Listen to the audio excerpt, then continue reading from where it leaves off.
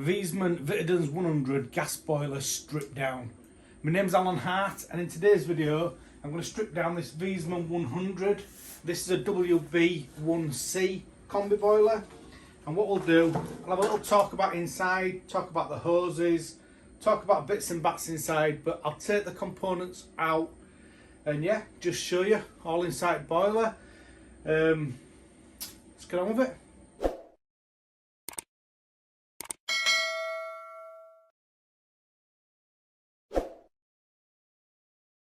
So to remove the case on this, we've just got 2 screws underneath, and as always, please remember, if you're going to take a case off a boiler, you must be gas safe registered or working with somebody who's gas safe registered. This particular boiler, the combustion seal is around the outside of the case, so it's really important that you know what you're doing, but also you can test it afterwards.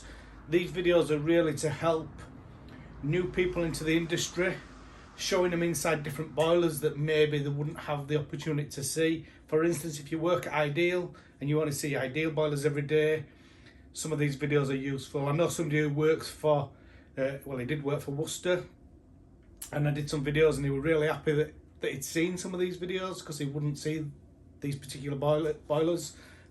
So yeah, anyway, I'm babbling on. But yeah, so that's the front cover, that's the case. And then up front of this, if we lift the flap down, obviously we've got the circuit board in there, all your safety checks if you're going to work on a live boiler. This is disconnected. This is actually the boiler that I had at my last house. I don't know if anybody remembers, but this was going to be thrown in a skip. In fact, I think it was thrown in a skip, and I asked the lad if I could have it and I'd put it back together, and they had a problem with hot water on it, and it was plate heat exchanger and hoses, and I messed about with it and got it working again. So yeah, so if we have a look inside here, we can see we've got the expansion vessel. I'm going to take all this out in here so you can see all the different components.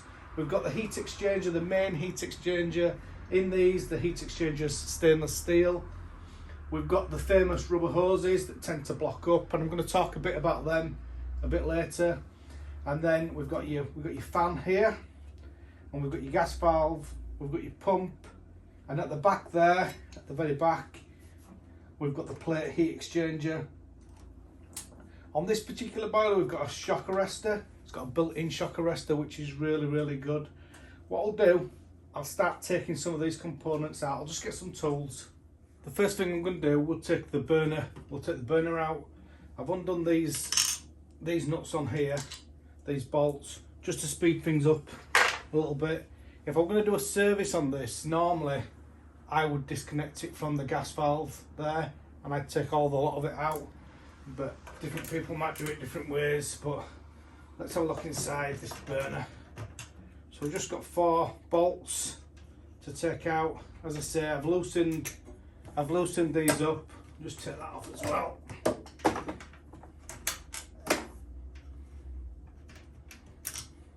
Doing a John Wilson there, dropping it all on the floor. There you go. So if we have a look inside, that's his burner. If we're going to do a service on this, we'll be checking that burner seal. Very, very important. There's a number of boilers that do set on fire because they haven't been serviced correctly, or they haven't had that seal changed. Not particularly on a Viessmann, but on different brands of boilers. We'll be checking burner, obviously cleaning burner. See, we've got a little bit of rust on that one. And we'll be checking insulation panels as well. Also be checking electrodes. We can see on there they're a bit dirty, so that could have done with changing. Them electrodes on this are about 7 years old. And then we'll be having a look inside the heat exchanger. We can see on this it's a little bit mucky inside there. If you were going to do a service on one of these, you might want to get a tool. I've actually got a Viessmann tool, and what you do with that is you just put that down the gaps in there, and it's important on a lot of boilers, definitely on a Viessmann, that you do strip it down and you do put the blade down, you clean down there, because otherwise they can back up and block up, and you can see them sometimes where the blocked right up into heat exchanger. So again, it's important. You can use different tools as well. When I went on Vaquera training course, I got a little tool that you can use. And somebody gave me a tip that said to use old blades from your recip sort of thing, or no, multi-tool, from multi-tool. Says you can use them down there, but personally I just use proper tools. As I say, that's the Viessmann one. And all you do then is you clean it out best you can, maybe hoover it out, use your tool, clean down all gaps all around wherever you can, and then you'd pour some water down there.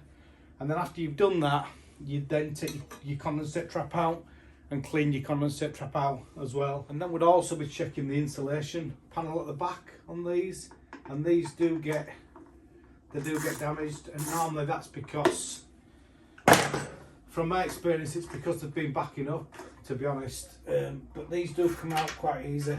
You just get them out and you can change these panels back.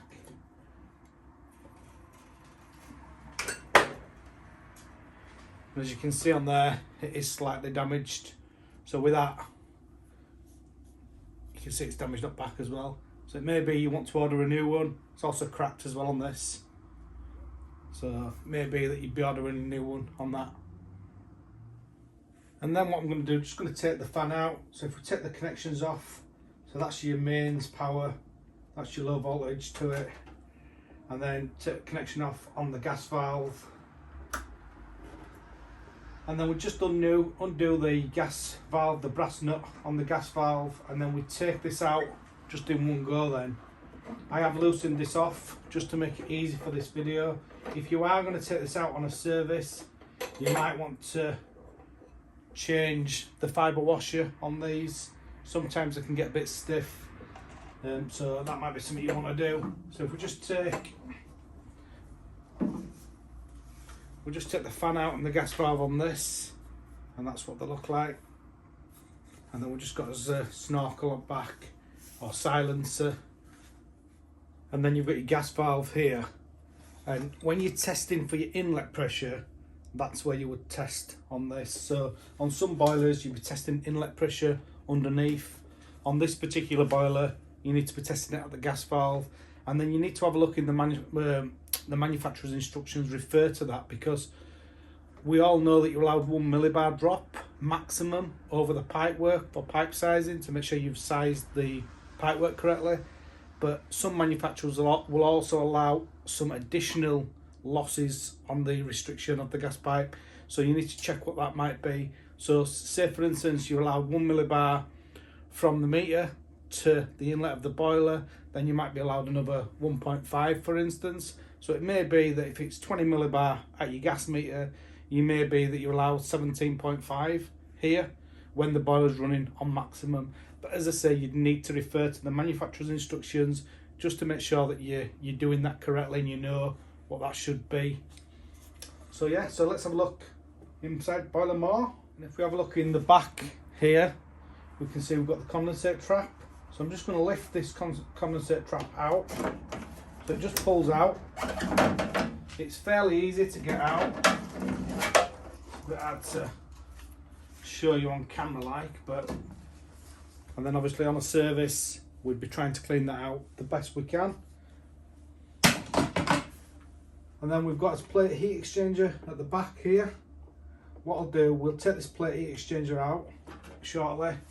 As I say, you've got your expansion vessel there, and we've got his main heat exchanger, and we'll take this main heat exchanger out as well.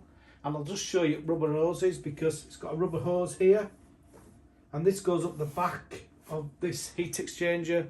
So to replace that rubber hose, you need to take the heat exchanger out. So what I'll do is I'll set my tools up and we'll do that now. So I'll just tell you how I removed the heat exchanger on these. I personally think they are a little bit tricky, but it is what it is. I take the nuts out, or the screws out, or the bolts out on top of the flue. Pull this out a little bit. So you're getting it out of the top of the heat exchanger.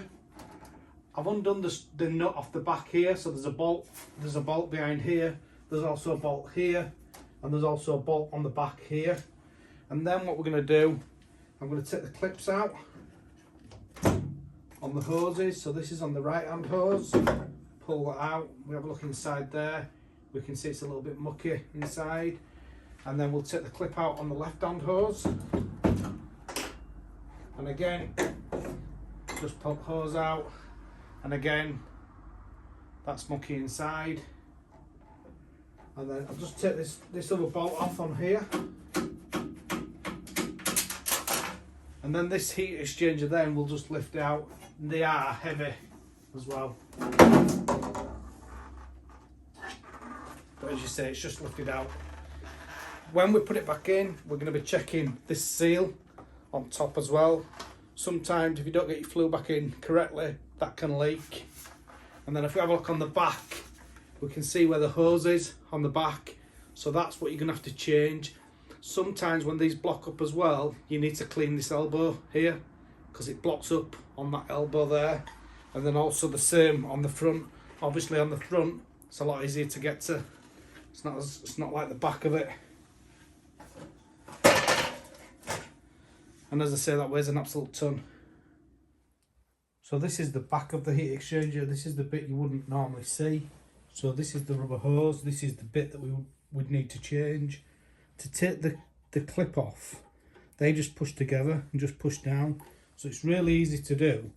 When you put it back on, you need to make sure that this isn't too far out. So say for instance, you put it like this, you'll struggle to get the heat exchanger back in place. So just something to watch out for really. And then all you're going to do then is just take that off there. And it is normally a little bit tricky, to be honest. I normally do it with grips. I'm not going to be able to do it on this video. But you'd be taking that hose off there if you were going to change that hose. And just a little bit like Blue Peter. So as I say, I've done it with grips. It is a bit tricky. You see at the back of these, you do get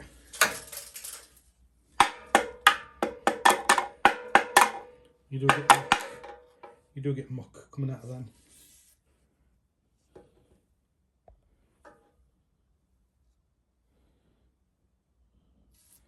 know if you can see, a bit orange inside.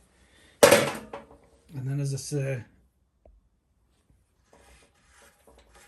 just let that zoom in. Has a screw on the back of there that I've just removed so I can take this off. And that's just the elbow on the back. And that elbow, that also gets blocked as well. Just let that zoom in. But that's clean as that, but that can sometimes get blocked as well. So just something for you to just be aware of really.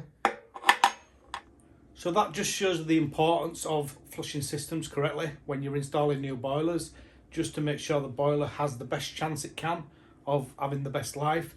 Please put a comment below, let me know what you think to them rubber hoses. And if you're still watching this video now and you aren't done, please put a thumbs up on video, it really helps. Also, as I say, if you can put a comment below, I would appreciate that as well. So we've got his Allen key now. I'm going to take this plate heat exchanger out. We've just got an 4mm nut on there, and then one here just behind the gas pipe, which is a little bit hard to see. And then we're going to take that plate heat exchanger out. One thing just to point out with this plate heat exchanger, this wire here, when you change these plate heat exchangers, sometimes it gets in way. And I've actually done this myself before. I've actually caught it on the back, and then when you put your plate back in, you tighten it back up, obviously it leaks. And yeah, I've personally done that. So if you've done something like that, again, put a comment below, let me know. So what I'll do is just take this plate out here, and I'll show you inside plate as well. So I've undone the bolts on the plate, we've took the plate out, just to explain how this works. And if you're looking underneath a boiler, you can sort of work it out normally. But one side of it's central heating and one side of it's the water just from your mains. So in this particular case, if you have a look underneath your boiler, you'd see you've got cold mains coming in here. So cold mains comes in here, and it's normally the one that's clean, or it is in our area. In some areas of country, it could be scaled up, that a bit scale side. And then in other areas of country, it'll be clean like ours is. And then the top one, that's normally the one that's sludged up. That's the one that we would normally have to clean out. As I say, it may be in other parts of the country you have to clean both sides out.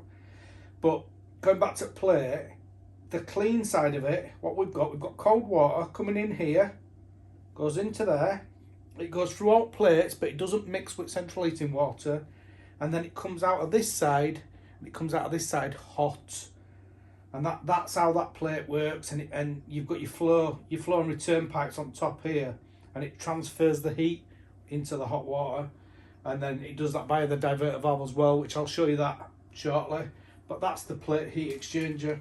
And then we've just got on front here, we've just got a pressure gauge. Just take that out as well. We'll just take some of these bits out. So we've got this pressure gauge.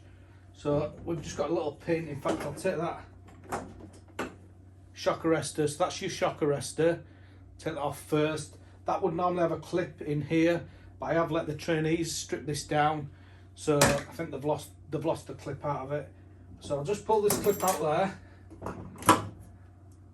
And that's for this pressure gauge. If you find that your pressure gauge is stuck or faulty or out like that, it could be that this side of it has got muck in. So I don't know if you can see on there, but I mean that is partially blocked. So that would mean that it's only a little thin pipe, so you might struggle to get that to work very well. You've then got your stepper motor on here. So that's your diverter valve, if you like, or your diverter. And what that's doing, it's moving this paddle here. It moves this here. And it diverts it from central heating to hot water. And what that does is it diverts, if it's in one of the positions, it'll go around the heating system. And if it's in the other position, it'll go around the plate heat exchanger. So that's how that bit of it would work. So I've just removed the clip from underneath for that gas pipe. I'll just move that out of the way. I've removed screws from the hydro block, so we'll take the hydro block out shortly. There's just a clip here. Pull that clip out and lose it, but that's for expansion vessel. So we'll take that expansion vessel off there. One good thing about this boiler is it's got a joint PRV and condensate, so you don't need a separate pressure relief valve drill to outside. So just take this out. So on this, you can take the full hydro block out. So we'll have a look at that shortly. And the last thing we're going to take out is the expansion vessel, and that's just got a little bolt, a little nut at the top, and we'll just take that out, and that comes out nice and easy. One thing to point out on these, the Schrader valve connection is on the bottom. And if you took that out of there, you might get a bit of water out of there.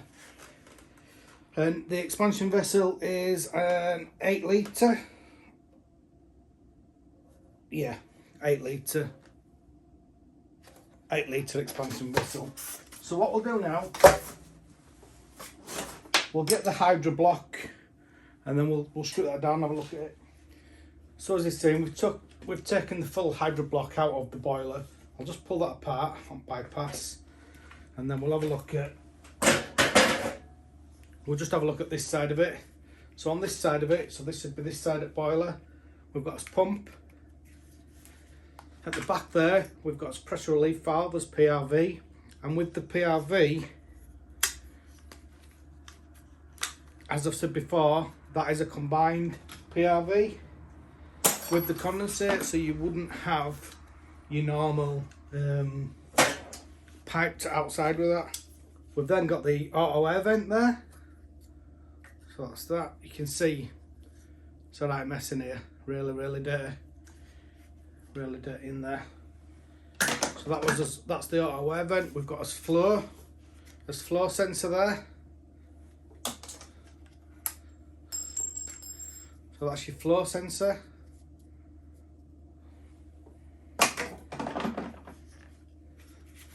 And then we've got, that says restrict to that. I'll just take that, get an arm key for that. So that says flow restrict to that. And what that's for is it's just so that if we've got a really high incoming cold water pressure, it'll just reduce it down so it's not going through the boiler too quickly. If it goes through the boiler too quickly, then you wouldn't get any hot water because it'd be going through, a bit like an electric shower. If you have a really small electric shower and then you add a load of water going through it, really high mains pressure. So that's that inside there.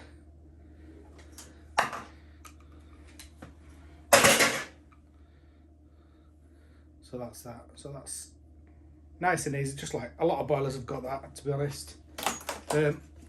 Just if you remember, plate were joined onto here. If you ever take a plate out, just make sure you put your washers back in. And also, I would normally lube them as well. Put some silicone grease on them O-rings, on them washers. They're quite thick washers in these. So that's the pump side of it. And then this is the left hand side. And again, you've got your, that would be like that in the boiler. But on the back of it, again, you've got your plate washers. So again, you'd make sure they were back in. You've got a sensor there, or a thermistor, NTC, negative temperature coefficient. There. So that's just sensing for hot water, so that if you've got a problem with your hot water, it could be something to do with that. It's normally to do with plate on these. Then you've got your diverter. So where we're seeing that diverter motor, that's that there. And that paddle's moving it in there. And that's, as I say, that's your diverter paddle there. And to take diverter motor out, all you need to do, twist that, take it off. You can see it's all mucky in there. And then if you take the end off on here, and then you can take the inside out on this.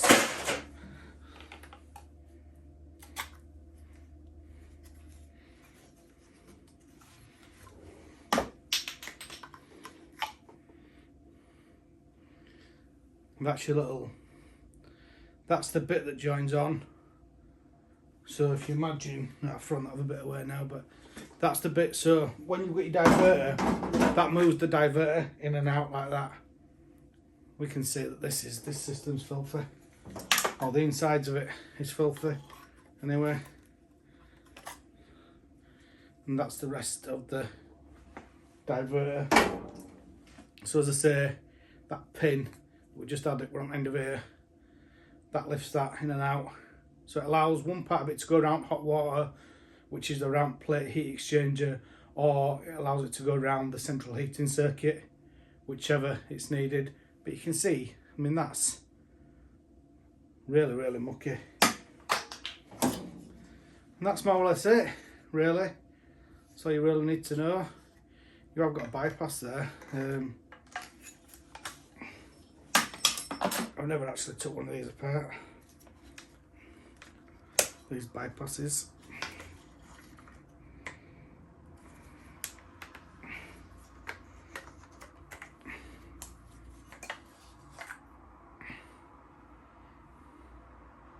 And that's what that looks like in there. And that's your plastic components inside your Viessmann boiler, made by Grundfos, I believe. I've never personally had any issues with these, leaking or out, but if you have, please put a comment below and let me know. So that's all for this video. I hope you found this video of some interest. If you have, please put a comment below, and as I say, put a thumbs up, really appreciate that. And yeah, if you want any more videos like this for any particular make or brand of boiler, put a comment below, let me know which brand a boiler it is, and I'll try my best to accommodate the best I can. Thanks for watching.